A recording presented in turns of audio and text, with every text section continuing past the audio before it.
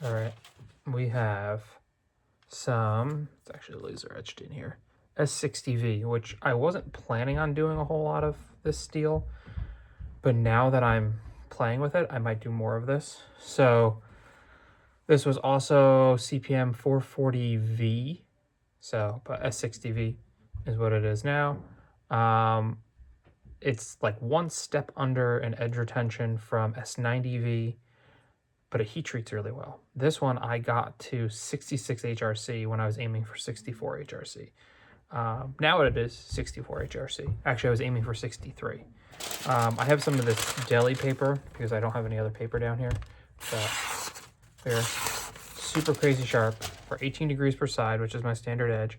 We're probably about 10 thou or thinner BTE. And I just want to see how this holds up. You can actually still see I've been grinding this morning. So first things first, I have this nice big chunk of fat wood. The fat wood does a great job at tearing up edges sometimes.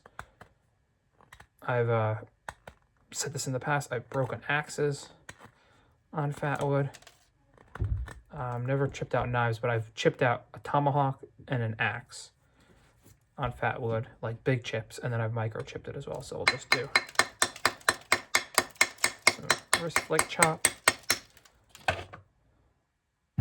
The question is, I did hear that this is wonderfully stable. I don't see anything wrong with that. Nope. Does it still shave hair is the question. Oh, yep. This is not my final edge on here. I went just a little bit more coarse than I normally do just because it's a test. But this is always my favorite thing. This has been up before. You can see that we're all chewed in. We've done S60, S90V, a whole bunch of different steels on this piece of antler. So we'll just do some wrist flick chops into the antler. All right, you guys are always worried about bumping bone when they're breaking down a deer or something. I don't feel any rolls. Oh, actually, oh, I take that back. So that did do some very light rolls on the edge. That's actually amazing. At 64 HRC, this stuff is not the toughest. It's below 5 pounds of impact toughness. So, yeah, so we're hanging up now. Yeah, so we chipped that apex out. We have a bunch of little chips from that, and we have a bunch of little rolls. We have 1, 2 rolls, and then a whole bunch of little micro chips, which is very apparent in the paper.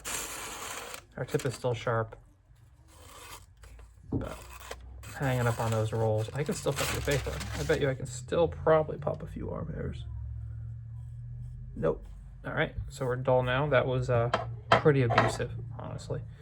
So we're going to take this little sharpened portion up front and we'll do some turn cuts in here and also see what happens.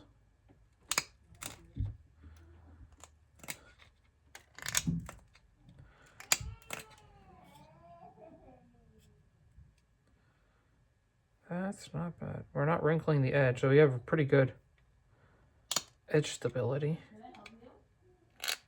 in there, carving out that antler. There we go. Looking under the lights, I don't see anything really. Do a little pants strop, clean off that apex. I think we have pretty good edge stability here. Yep. So that's all the chips. Yeah. So that was a quick little test. So yeah, from here back has a whole bunch of chips from the antler chop, which is pretty abusive. But up here, where we did those turn cuts, it's actually doing really well.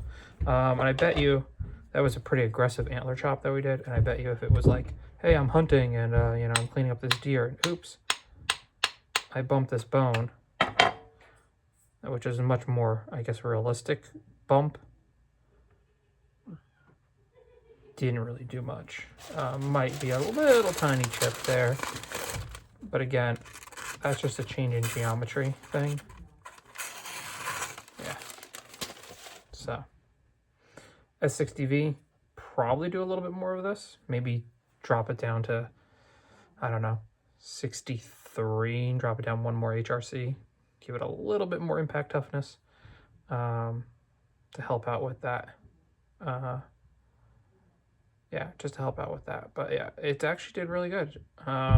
Surprised with something with such a low toughness in the charts did actually really well. No catastrophic failures.